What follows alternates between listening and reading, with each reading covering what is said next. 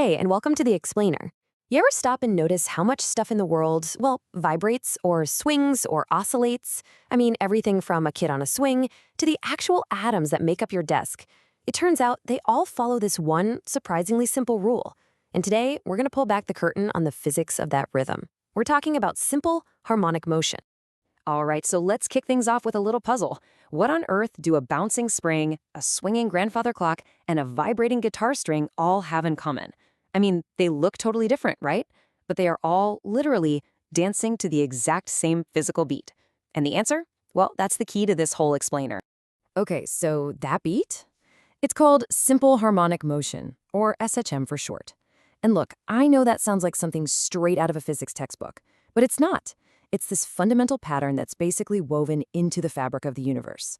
So what exactly is it?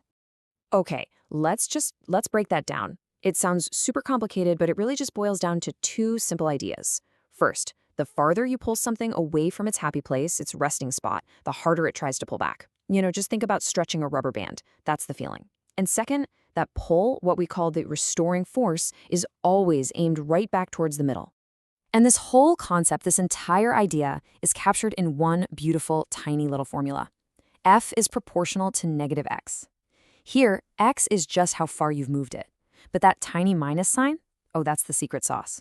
That's what tells us the force is a restoring force. It's always acting in the exact opposite direction you pulled it, trying to get things back to the center.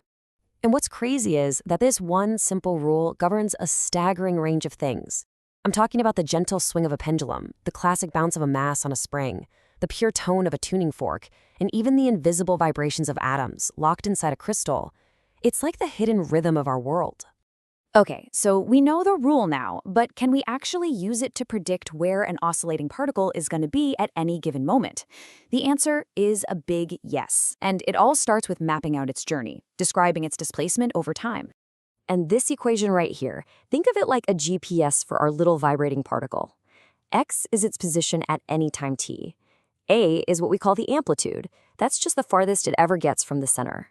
And this symbol, omega, that's its angular frequency. Now, don't let the name spook you. It's just a number that tells us how fast the thing is oscillating. A bigger omega means a faster vibration. Simple as that. With this, we can pinpoint its location at any instant. So now we know where the particle is. But that's only half the story, right? The next logical question has to be, how fast is it moving at any given moment? Let's figure out its velocity. So how do we get velocity from position? Well, velocity is just the rate of change of position. Think of it this way. If you know the route for a road trip, that's like our position equation. The car's speedometer reading at any given moment, that's the rate of change. Now, the mathematical tool for finding that speedometer reading is called a derivative. We are not going to get lost in the calculus here, but just know that when we apply that tool to our position equation, it spits out this new equation for velocity, v. And this beautifully illustrates something you've definitely felt if you've ever been on a swing. Right at the bottom, in the center of the motion, that's where you're moving the fastest.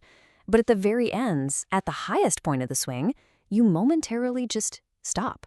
Your velocity hits zero for a split second before you turn back. It's a perfect match with the math. Okay, so let's recap. The particle is fastest in the middle and stops at the ends. That means its velocity is constantly changing. And what do we call a change in velocity? That's right, acceleration. It's the invisible push and pull that's driving this whole dance. So let's figure out what that looks like. And guess what? We find it the exact same way we found velocity. Acceleration is simply the rate of change of velocity. So we use that same mathematical tool, that derivative, on our velocity equation. And when we run the numbers, we get this expression for acceleration, a. Now, hold on a second. Take a really close look at that equation. Does part of it look familiar? That a sine omega t chunk? Wait a minute. That was our original equation for position for x, which means we can do a really slick little substitution here. And this, right here, is where it all comes together. This simple substitution is about to give us our big aha moment. It's going to connect everything right back to the very beginning. And there it is. The acceleration of our particle is just negative omega squared times its position x. The really crucial point here is that we now have a direct link between acceleration and where the particle is. And would you look at that? Our old friends, the minus sign, is back. Now, doesn't that look really familiar. Let's just rewind for a second. Remember the core rule we started with? The force is proportional to the negative of the displacement. And we know from Newton that force equals mass times acceleration. So that means the acceleration must also be proportional to the negative displacement. And there it is. On the left, you see the fundamental condition for simple harmonic motion. Then on the right, that's the equation we just figured out from our particle's journey. They are a perfect match. What we've just done is mathematically prove that the motion we described is in fact simple harmonic motion. We have officially come full circle. It all connects. So what's the big takeaway from all this? This single, elegant rule that the restoring force is proportional to displacement, it just shows up everywhere, from a giant pendulum to the tiny light waves hitting your eye. So it kind of makes you wonder, if so many systems in nature, big and small, follow this one simple rule, are we all just living in a universe of simple vibrations?